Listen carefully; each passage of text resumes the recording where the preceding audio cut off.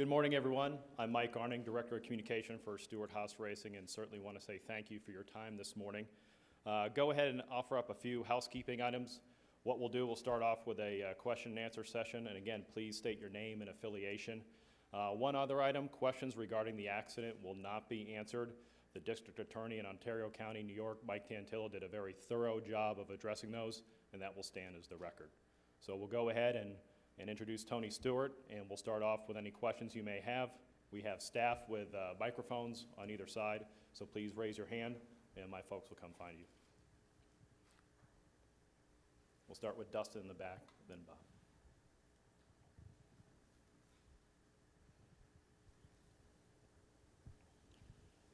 Dustin Long, MRN.com. Tony, since the accident, when you think of Kevin Ward Jr., what comes to mind? Honestly, before the accident, I didn't know Kevin. I mean, I don't even know how many times I'd raced with him. I race with that group a couple times a year. They've always been a great group to race with. But I didn't know him. But obviously after the accident, I've read a lot about him, and you know, from what I've read, I think he had a really promising career as a sprint car driver. It sounded like he was doing a good job and learning a lot at a young age. So I think he had a lot to look forward to. Bob Hocker, Sporting News. Do you want to and need to talk to the Ward family to have any sort of closure? And if so, can you talk to them, or are you prepared to that it could be years until all the kind of legal stuff is done for that before you can talk to them? You know, I think at this point, I want to be available to them if they want to talk about it. At this point, I don't need to talk to them for closure. I know what happened, and I know it was an accident, but you know, I'm offering to talk to them to help them if it helps them with closure. So you know, I said it when we were in Atlanta, and I still believe that, you know, I want to be available to them if and when they ever want to talk. Alan Cavan, NASCAR.com. On the topic of closure, at some point the focus will turn back to your career as a race car driver. Have you thought about when or how that can happen? Well, I mean, we've been racing since Atlanta, obviously, but it's, you know, it's not been business as usual by any means. You know, and this is going to be a healing process for me. So, you know, it makes you think about a lot of things other than driving race cars. But the one thing that's probably helped me more than anything is being back at the racetrack and being around my racing family, and you know, remembering that I have a passion for what I do. So, you know, that's probably helped me more than anything when it's come to you know, trying to make that next step to move forward. Jeff Gluck from USA Today. Tony, if you could do anything differently over the past couple months, what would it be? I'd have stayed at Watkins Glen that night. You know, I do this stuff, and I go run those cars to have a good time, and you know, that's all I wanted to do that night. I wanted to go have fun. I just spent the week at Knoxville, and it gives you the itch, it gives you the desire to want to go race. And you know, it wasn't a big paying race, you know, for sprint car standards. I just wanted to go run my sprint car for a night. So you know, it's I do it to have fun, and it didn't end up being fun that night. Tony, Tom Jensen, FoxSports.com.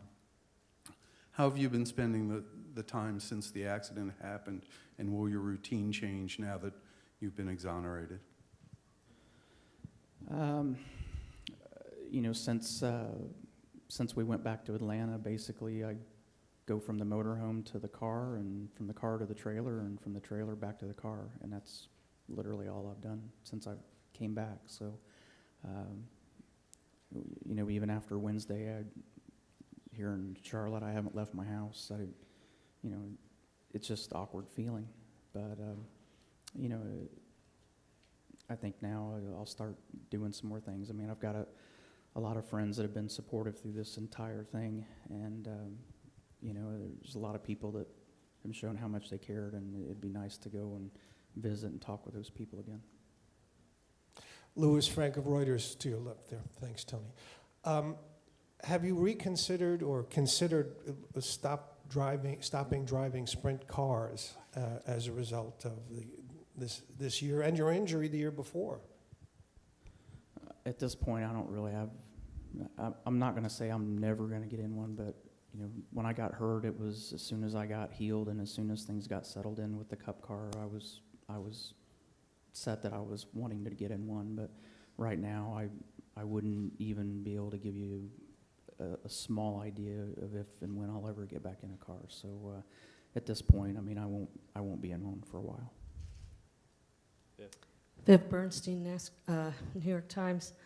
The life of a driver and an owner is extremely busy. Press conferences, commercials, appearances, fan things. You haven't done, have you done much of that? And when will you think you get back to that life?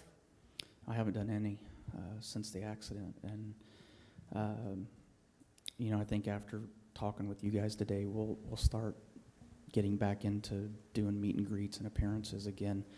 You know, I think it's important for me to do that and you know, I think that's another step of making forward progress, is getting back to trying to resume what was at best a normal life before this. So, you know, I think it's important for me to do that and to get back to doing it as soon as possible. Marty Smith, ESPN. Tony, what has been the biggest change within you and the biggest impact upon you as a result of this past month and a half?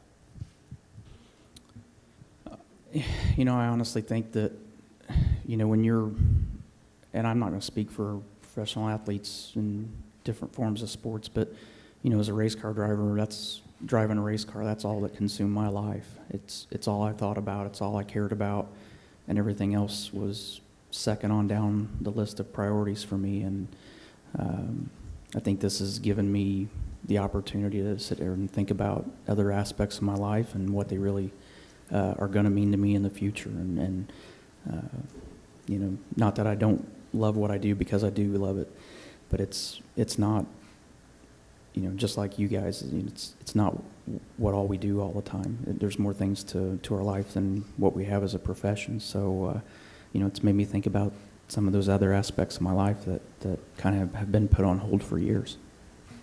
We're going to go back to the TV row, Marty, and then to the middle. Marty Snyder, NBC Sports. How would you characterize the weeks at home, Tony, following the accident? You basically were in seclusion. What was that like for you to have to go through that, and what did you do? I didn't really do much of anything, to be perfectly honest. You know, I think the first 3 days that I was home, I really didn't do anything. I didn't get out of bed. I didn't care if I took a shower. I left my room to go get food, and that you almost had to make yourself eat. So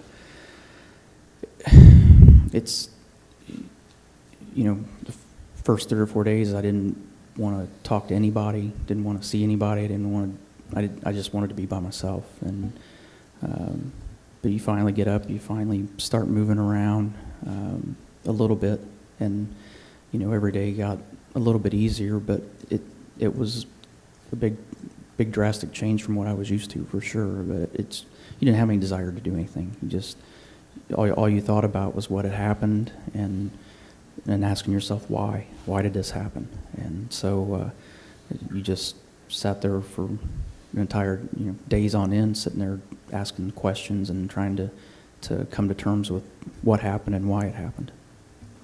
Kyle McCurry, My Fox Carolinas. I was at Loudon a couple of weeks ago, and Jimmy Johnson talked about how people are starting to take sides. And I'm wondering, during this process, with things coming out on Twitter or people making comments in the media, did you keep yourself insulated from that, or did you follow any of it, and how did that impact the time that you weren't at the track? You know, I tried to do my best to insulate myself from that, but, you know, I finally started reading what was out there and what people were saying, and you can't control that. You know, last Wednesday the facts came out, and people still, through the weekend, the same people that had the same opinion before the facts came out still have the same opinion, and no matter what side they think about. But to me, it's worthless to pick sides. It's not about picking sides. A young man lost his life, and I don't care what side you're on, that it doesn't change that. His family's in mourning, I'm in mourning, my family's in mourning. It's picking sides isn't solving or fixing anything. It's a waste of time to pick sides. Instead of honoring a young man that had a promising racing career, people are picking sides and throwing. It's like watching people throw darts at each other. It's disappointing at this point, honestly, because instead of supporting each other, and the racing community is such a strong family that it's dividing people that on a daily basis would help each other, and there's no point in it. It doesn't solve anything. It doesn't fix anything, and at the end of the day, it's not going to make anybody feel any better about it. It's just people that everybody's entitled to their opinion, and we know that, but everybody, and I've seen this for the last 7 weeks now. Everybody has made their decision and picked their side off of 100% of the information that they got, which is about 10% of all the information that's truly out there. And we all do it. Our society does it. We do it every day. Whatever we see on the news, we make our decision as people about what we see. But it's not, I don't think any of us every day about whatever topic it is we're trying to come to a conclusion about ever get all the facts. And you know, so you understand why people think the way they do, but I think more than not, I don't think people realize that, you know, that there's more information out there than what we all get on a daily basis about whatever it is.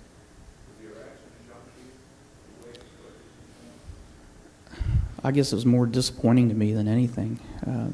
You know, and even from people that were supportive of us. I mean, listening to and reading comments about, you know, the sheriff's department and the district attorney.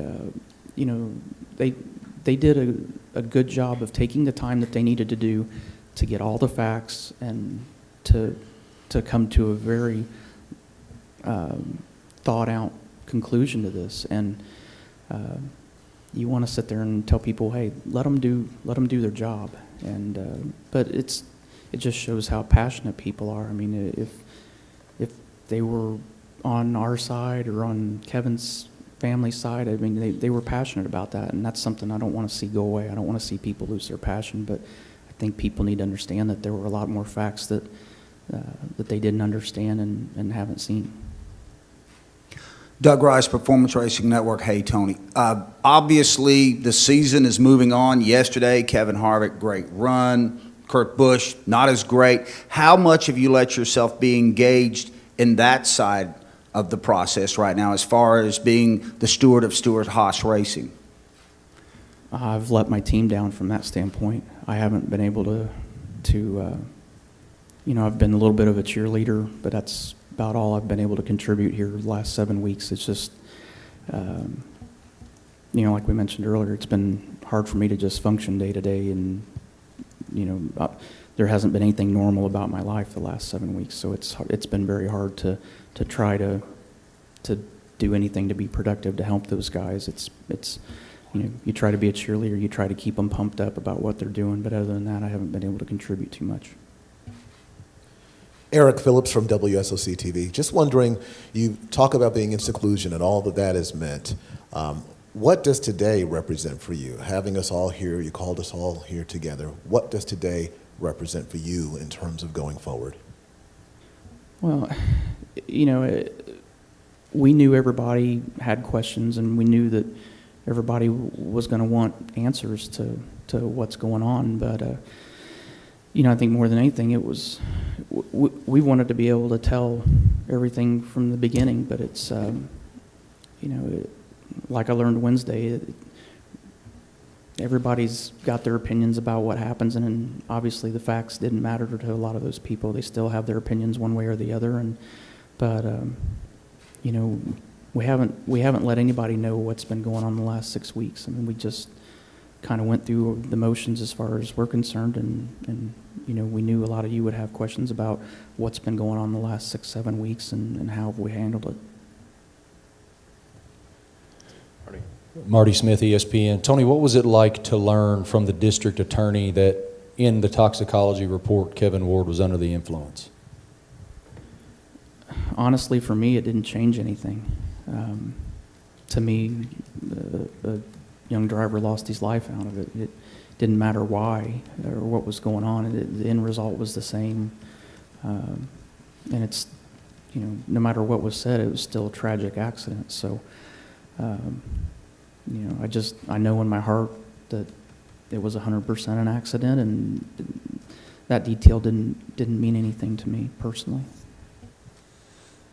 Tony, Scott Fowler from the Charlotte Observer. You mentioned earlier the awkward feeling that has come over you the past 7 weeks. Can you explain that a little more, and also talk about, will that ever go away given that Kevin Ward has passed away and that will not change?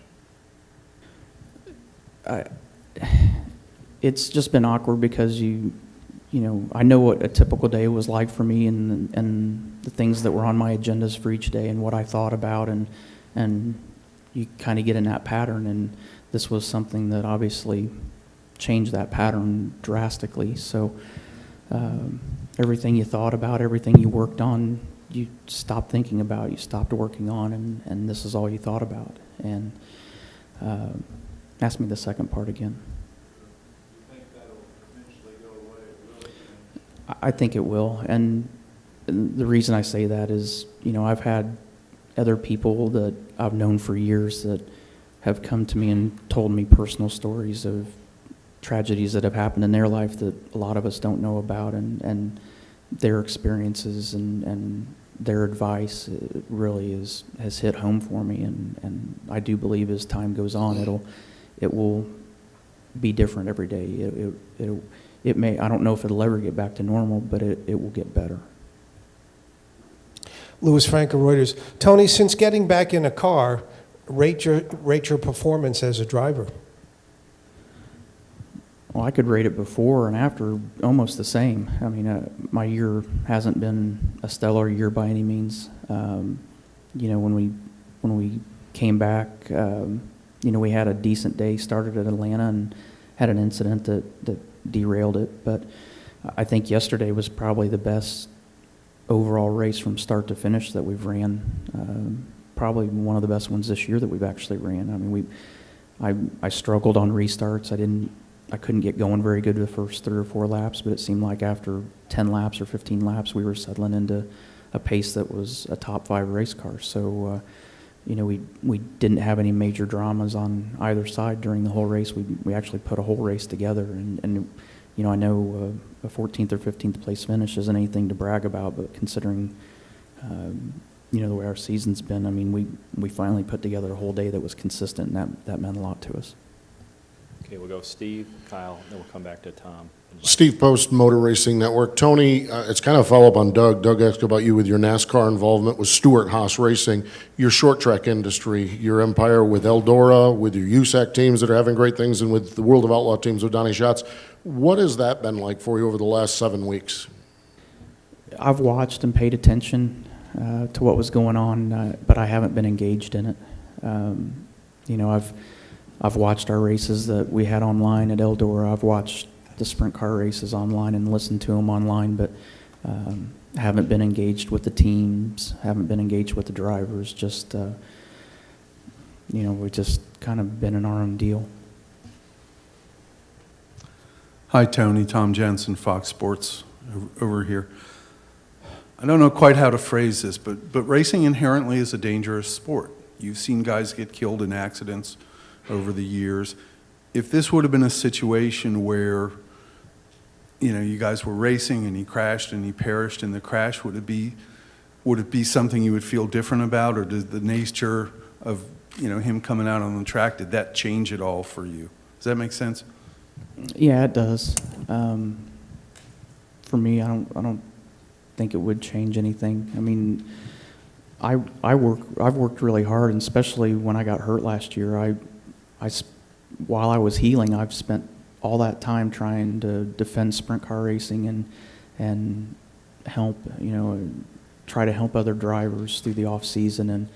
And I do it because I'm passionate about it and because I love it. And we all know what can happen every time we get in a race car, whether it's an Indy car, a stock car, a sprint car. Anybody that races anything knows what that is and what that danger is and what can happen. I've had close friends die in race cars. I've had teammates die in race cars.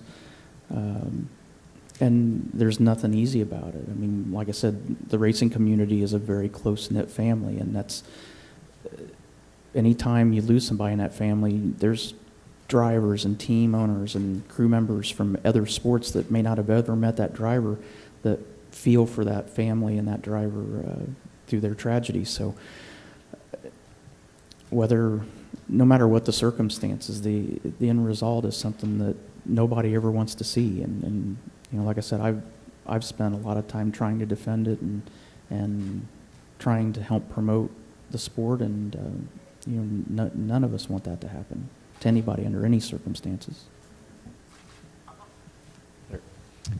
Tony, Eric Spanberg with the Charlotte Business Journal. I'm curious, this is a secondary thing, but it will begin to be important if it hasn't already, which is how are you dealing with sponsors? How are you talking to sponsors about moving forward, and what kind of concerns do you have about them being loyal to the team after this? It's a legitimate question, for sure. I mean, our organization has stayed in close contact with the sponsors through this whole ordeal. And I've been able to talk to a couple of them as well. Johnny Morris was one of the people that came to my house to see me while I was in Indiana. We've spoke to people from Mobile One, and they've came to see us in the last couple weeks at the racetrack. The support from them has been amazing. It's obviously a tough circumstance for anybody to be a part of, but for a corporation to be a part of as well. But they've been very supportive through this whole process, and you know, I can't speak to what the future will be for them, but they've been supportive to this point, and that's something I've been very grateful for. Mike Neff from FrontStretch.com. First of all, welcome back. Glad to see you. Following up a little on what Steve had said, you own sprint car teams, you own tracks, and specifically Eldora. It was almost a therapy for you to get to go up and ride around on the four-wheeler and kind of get the shoes dirty, the hands dirty. Has this incident taken away from the cleansing properties of that therapy, and do you think you'll ever be able to ride around Eldora in the four-wheeler and feel the same again? I'm sure I will. It's just not right now. It's, you know, that's an important aspect of my life. It's something that's very important to me, but right now, it's right at this moment today, there's other things that are important to me right now, and they still are, but I'm not ready to go do that yet. You know, going and running the Cup car right now is important to me, and you know, the great thing about Eldora and the dirt track teams and our drivers is we've got great people in place that do great things there, and that's afforded me the time to be able to think about what I need to do right now. Jennifer, Associated Press, you talked briefly about your race yesterday. It's been the best race you've had in your 5 back. Is there any correlation, do you think, personally, in how you performed yesterday to being able to move forward in the decision Wednesday? I really don't know if it does or not, to be honest. Honestly, at the racetrack on Friday and Saturday, we struggled. You know, our qualifying effort was the best that I'd qualified at Dover in a long time, but we really struggled in practice leading up to that, and Saturday all day we struggled, and I thought Chad and the engineers did a really good job Saturday night of taking all the information that they learned on both days, and I could tell right off the bat on Sunday that the car was quite a bit different than it had been the rest of the weekend. I don't think it had anything to do with that, honestly. I think getting back in the car every time I've got in there, it's given me a chance to focus again, and that's something that I've needed as a diversion. But I think from the time that I went back at Atlanta, the first session there, the car felt really good, and we had a good weekend at Atlanta up till it got derailed. But you know, I think at this point in my career as a driver, I think when you make the decision to put that helmet on, you have to know in your heart that you're ready to go and you're ready to do it, and I've felt comfortable in the car from day one. Biff Bernstein, New York Times. You're a championship level driver on the track and a sort of a larger than life figure off of it which is responsible for all of this. Can you get back to that person that you were, that garrulous, likable, combative guy, or is it going to be a while before you're that personality that fans have been drawn to all these years? Well, I think the support we've had from our fans, I don't know if they even care if we get back to that. They're just happy we're back right now, and that's been very comforting for us and for me. I've really appreciated their support and how they've helped welcome me back to the track. So it's hard to say, Biv, to be honest. I appreciate the fact that you said I was a nice guy, but you know, this is a process that's day to day. You take it one day at a time, and you know, before the accident happened, I mean, a day would fly by, and now a day seems like 2-3 days. The clock it feels like the batteries are running low on the clock. But you know, I honestly think that every day it'll get better, it'll get easier, and I think it will for Kevin's family as well. I mean, I think time heals, and like I said, I don't know if it'll ever be normal again, but we'll find a place to settle into, and we'll do the best we can like we have to this point. So whether I ever get back to that or not, I mean, hopefully through this we'll somehow be a better person. So you know, that's all I can hope for. Well, with Alan, then we'll go back to the back row of TV. Alan Cavanna, NASCAR.com. Tony, until last Wednesday, there was the very real possibility of facing charges, which seems very scary. In your grief or in getting over what happened in the accident, were you able to separate that part? Were you fearful of charges, and how did you deal with that aspect of it? I think you said it best yourself right there. I mean, anytime that you're facing something like that and your fate is in someone else's hands, it's natural to be fearful. But all along, I knew, and I know what the facts are. I knew what had happened, and I know what happened. And I think through the process of the sheriff's department and the district attorney and going to a 23-person grand jury, all the facts were presented, and their decision spoke, and it was what I knew. So, you know, I can't say that I would be lying if I said there wasn't a piece of relief, but that was very short-lived in my heart, because as quickly as it was relief in my heart, it was at the same time it went right back to the fact that we lost Kevin, and you know, we lost a young driver that had a lot of talent. Marty Smith, ESPN, you discussed those early days not wanting to do anything, just be secluded.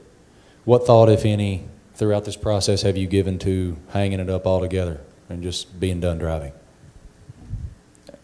You know, and even with the decision right now that I don't know if and when I'll ever get back in a sprint car. Like I said, the support from the fans and the support from your peers and people that we're around every day. I mean, I've had drivers that I race with every week and drivers that I haven't raced with for months that have said, don't let this keep you from doing what you love. And, you know, this is what I've done all my life. This is what I've done for 36 years, and I wouldn't change anything about it. I love what I do. I love driving race cars. But, you know, I think it might change right now as far as how much of it and what I do, but there was never a thought in my head about stopping. I mean, that would take the life out of me. Marty Snyder, NBC Sports, kind of along the lines of what Marty just said. One, how often do you think about the events of what happened? How often do you replay it in your mind? And for a guy who loves this sport so much, did your passion at all wane at any moment for this sport? I don't think your passion ever goes away. I just, you know, probably more than anything over the last 7 weeks, I've just been disengaged from it, you know, more than anything. Where's your first part again? I'm sorry, Marty. I think about it every day. And I wish I could say it was once a day, but it's not. I think about it a lot every day. And but that's the great thing about getting back in the race car is it gives me time to forget about it for a minute and to stop thinking about it. And then, after you get done at the end of the day, you start thinking about it again. It's not something that goes away, and it'll never go away. It's always going to be a part of my life the rest of my life. And that's the unfortunate part. It's going to be a part of my life. It's going to be a part of Kevin's family's life. It's never going to go away for any of us, but hopefully it'll get easier for all of us. Go with Jeff and then Bob. Tony, you mentioned replaying what happened in your mind. Have you watched the video of what happened? I've seen the video of it, yes.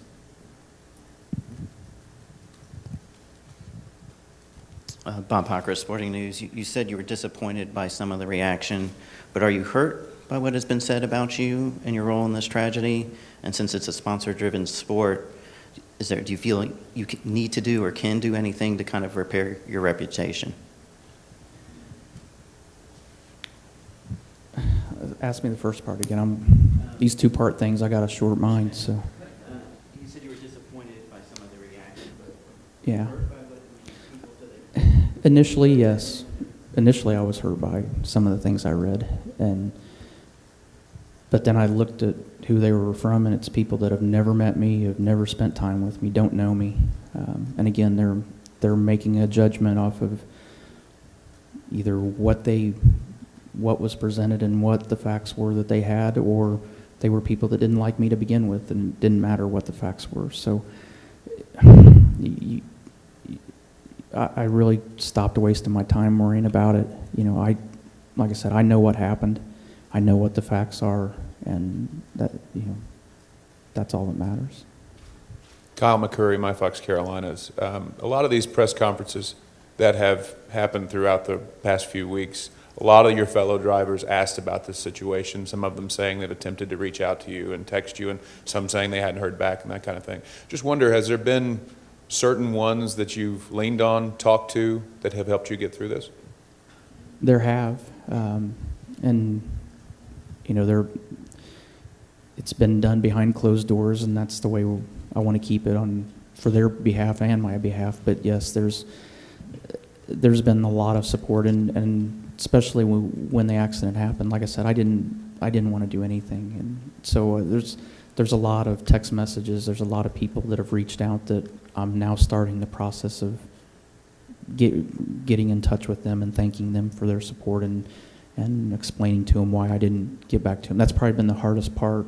One of the hardest parts of this for me has been not having that contact with my friends and my peers, and going to the racetrack was the first step in reconnecting with a lot of those people, and being able to thank them for their kind words, their advice. There's been so much that I've learned from my peers, my friends through this, whether it's been through personal experiences of theirs or just kind words that they've said and thoughts and advice that they've given us that have really meant a lot. And that's something that the rest of my life, I don't think I could spend the rest of my life and accurately thank everybody for what they've done to help us get through this.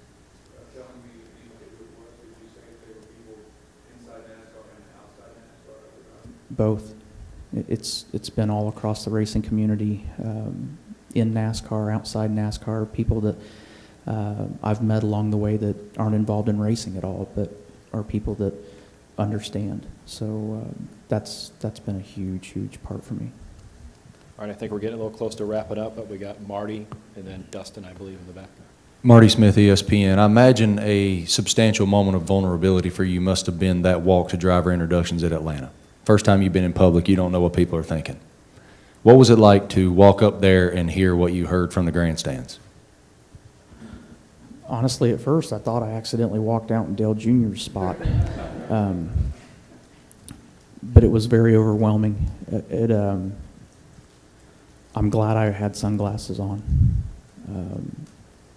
But it was probably the most flattering and humbling parts of my career was to walk out there and have that kind of reception, and riding around the back of the pickup truck there and seeing people against the fence that were cheering for us, and they had Jeff Gordon shirts on and Carl Edwards shirts and Matt Kenseth shirts. It didn't matter what they had on. It really shows the support. And, you know, hearing about at Bristol how, you know, something that I was really happy with was the fact that on the 13th lap, people held up 13 for Kevin, and on the 14th lap held it up for us. And I think it shows the kind of bond that race fans and the racing community have with each other. But it was very flattering in Atlanta for sure. I'll never forget that moment. Dustin Long, MRN.com. You had talked about in the article with the Associated Press last week about seeking professional help. Has that continued, and how has that process, what has that done for you, and what kind of a foundation in moving forward? Well, I think it's, you know, our whole life, I don't think any of us ever read anything in book at school or learned anything about how to deal with a tragedy like this. And to have somebody there that could help us through that and help us be able to make forward progress, it was very important. And it's still, we're still using them. It's not something that gets back to normal overnight, and it's something we'll deal with for a long time, but it's nice to have that kind of support and that kind of guidance that will help you learn how to cope with it and deal with it and start moving on. All right, everyone. Thank you very much for your time today. Certainly appreciate it. Tony, thank you. And that'll conclude it. A transcript of this will be available at NASCARmedia.com as soon as it's available. Thank you again for everyone for your time. Thank you for coming today, guys.